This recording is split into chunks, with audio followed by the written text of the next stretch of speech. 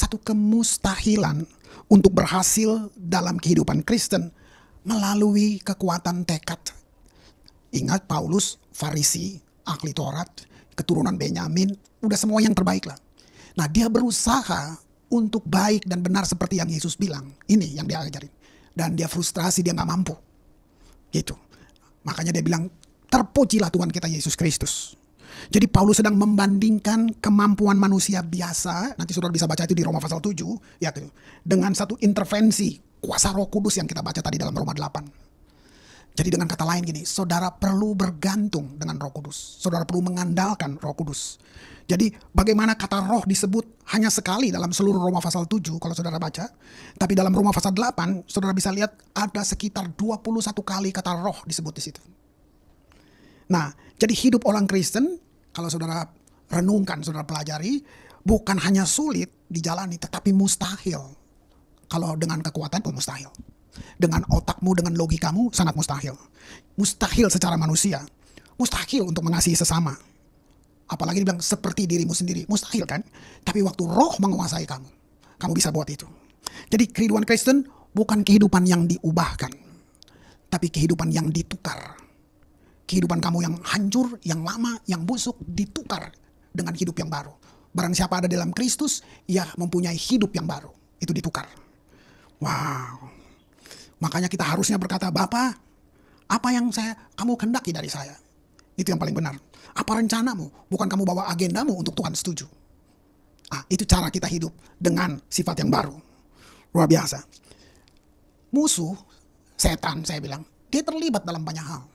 Dan apa yang dia sodorkan buat saudara dan saya? Dia sodorkan sampah-sampah buat kita. Nah, sampahnya kesannya bermutu. Kesannya logika penuh gitu. Kesannya sangat bisa science, bisa knowledge, bisa apa aja. Tapi itu sampah. Waktu apa? Waktu dia menuntut kamu untuk melakukan dengan kekuatanmu sendiri.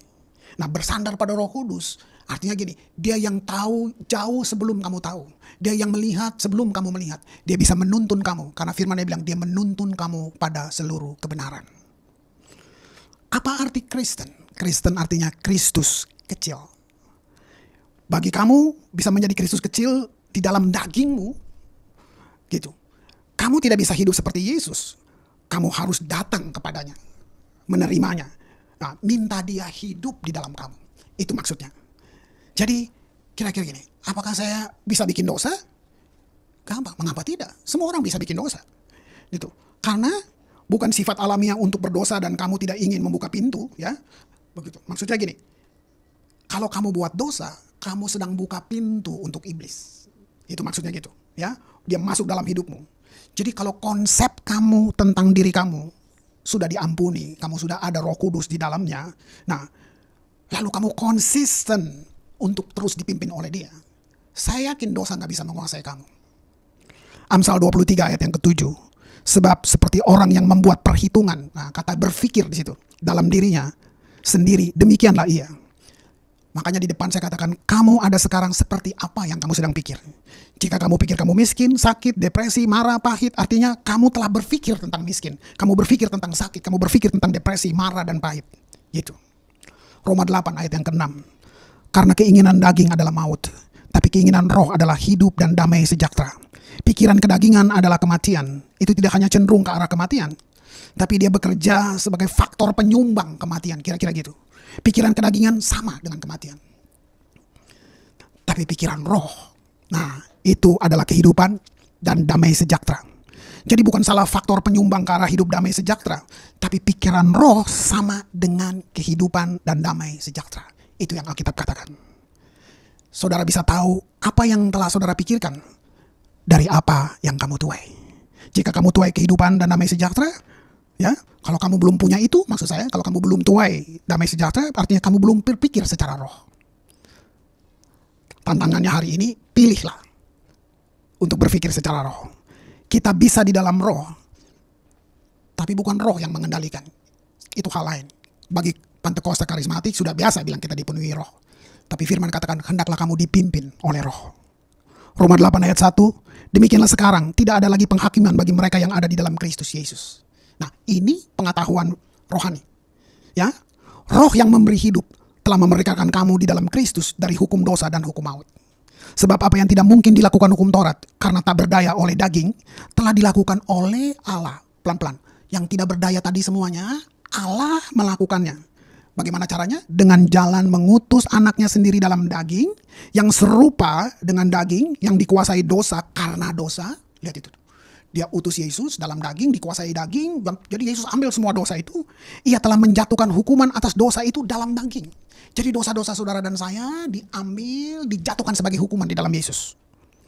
Lihat ayat 4. Supaya tuntutan hukum Taurat digenapi di dalam kita, yang tidak hidup menurut daging, tapi menurut roh. Ini dia. Sebab mereka yang hidup menurut daging memikirkan hal-hal yang dari daging, tapi mereka yang hidup menurut roh memikirkan hal-hal yang dari roh. Keinginan daging adalah maut, keinginan roh adalah hidup, damai, sejahtera. Sebab keinginan daging adalah perseteruan terhadap Allah, karena ia tidak takut kepada hukum Allah. Hal ini memang tidak mungkin baginya. Mereka yang hidup dalam daging tidak mungkin berkenan kepada Allah. Tapi kamu tidak hidup dalam daging. Kenapa? Tadi di atas itu, semua sudah diambil dan dihukumkan, dijadikan hukuman kepada Kristus. Saya lanjutkan, kamu tidak hidup dalam daging, melainkan dalam roh, jika memang roh Allah diam di dalam kamu. Tapi jika orang tidak memiliki roh Kristus, ia bukan milik Kristus. Dari depan tadi sampai sekarang, ini cuma kayak dia membongkar sistem berpikir saudara. Saudara mau berpikir seperti kedagingan. Daging itu gini loh, logika ada di situ, ya, akal sehat ada di situ. Gitu. Terus kenapa dibilang lagi, daging tuh gini, tidak sesuai dengan firman. Kamu manjakan keinginanmu, egois kamu itu. Kadang-kadang kamu nggak mau kehilangan harga diri kamu, nah, itu semua daging. Kamu mempertahankan itu, nah, kamu nggak mau mengalah gitu. Memang kamu benar. Nah, tapi keputusan itu akhirnya konflik terjadi di mana-mana gitu. Bagaimana saya tahu apakah saya sedang berjalan menurut roh atau menurut daging? Jawabannya, apa yang pikiran saya fokuskan. Sesederhana itu.